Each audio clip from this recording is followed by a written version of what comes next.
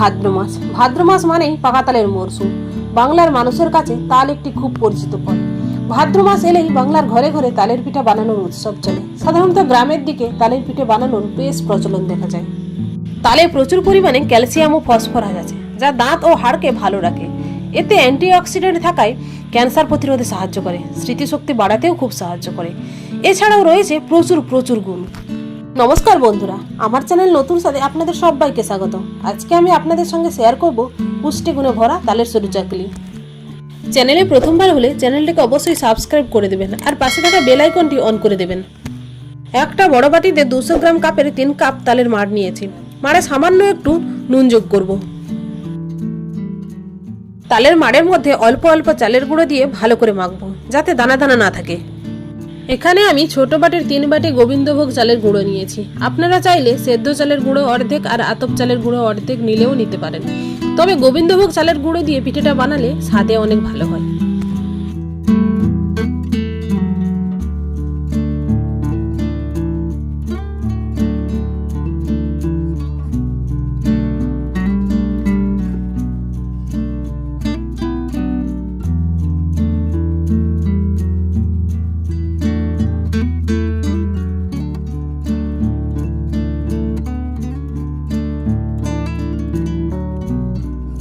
ভালো করে 2 মিনিট মতো ফেটিয়ে নিব।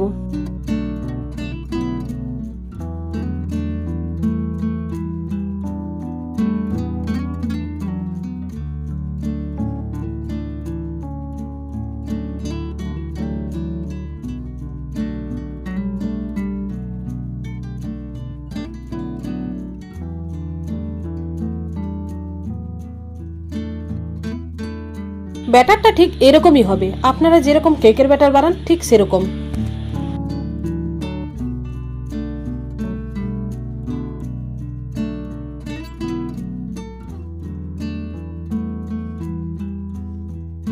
একটা বাটিতে অল্প একটু তেল নিয়েছি আর একটা কলা গাছের পাতার ডাঁটা নিয়েছি কড়াইতে তেল ব্রাশ করার জন্য।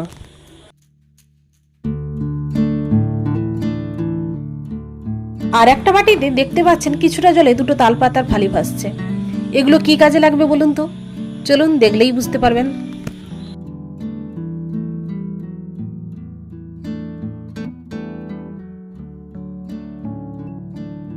আজকে উনুনে পিঠে বানাবো। উনুনে একটা কড়াই বসিয়ে দিয়েছি। কড়াই একটু গরম হলে ওই কলা গাছের ডাঁটা দিয়ে তেল ব্রাশ করে 1 চামচ ব্যাটার দিয়ে দেবো। তারপর তালপাতার ফালি দিয়ে ডান দিক বাম দিক ঘুরিয়ে গোল শেপে নিয়ে আসবো।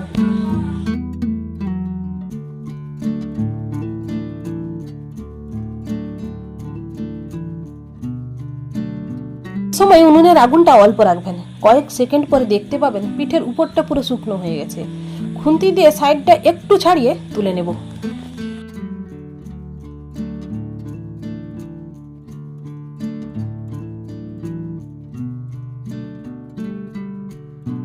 এইভাবেই সবগুলো পিঠে বানিয়ে নেব।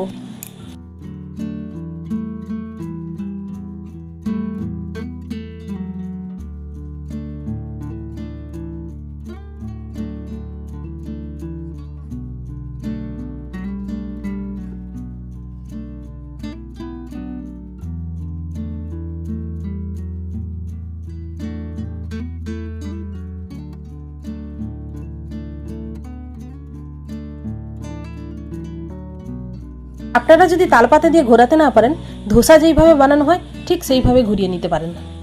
তবে তালপাতা দিয়ে ঘোরালে একদম কাগজের মতো পাতলা পাতলা সরু চাকলি পিঠে তৈরি হবে।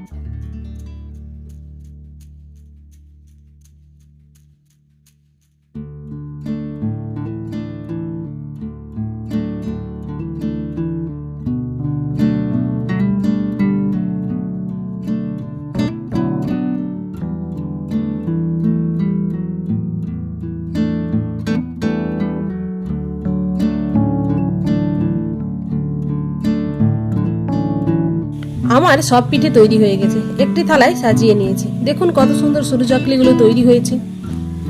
আপনারাও চাইলে ঠিক এইভাবে বানাতে পারবেন। আমার রেসিপিটি কেমন লাগলো প্লিজ কমেন্ট করে জানাবেন, আর একটা লাইক করে দেবেন। ভালো থাকুন, জমিয়ে খান। টাটা।